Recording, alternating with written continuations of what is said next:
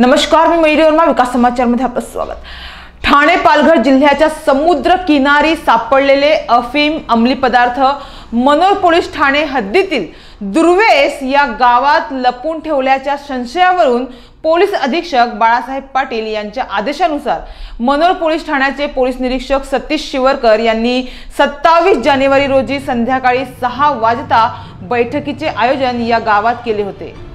यावेळी गावातील महत्त्वाची भूमिका बजावणाऱ्या पोलीस पाटील म्हणून निधी निशिकांत नाईक उपस्थित होत्या आणि 150 ग्रामस्थ या बैठकीत उपस्थित होते।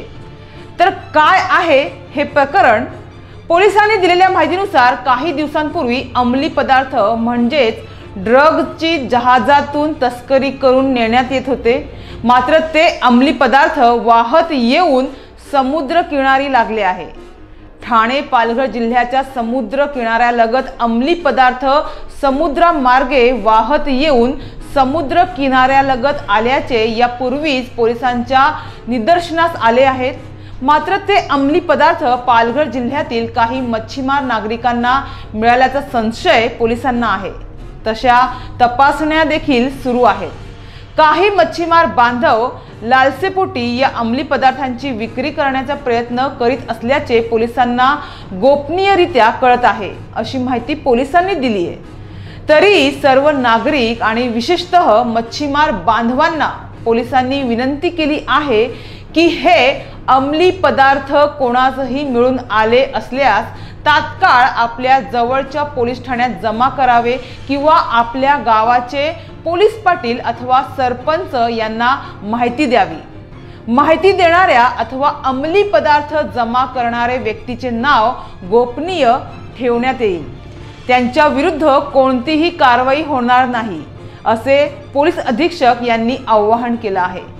परंतु कोणी हे अंमली पदार्थ ठेवून घेतले, साठवले किंवा त्याची विक्री करण्याचा प्रयत्न केल्यास त्याच्यावर कडक कायदेशीर कारवाई करण्यात येईल, असे आवाहन देखील पोलिसांकडून करण्यात आले आहे।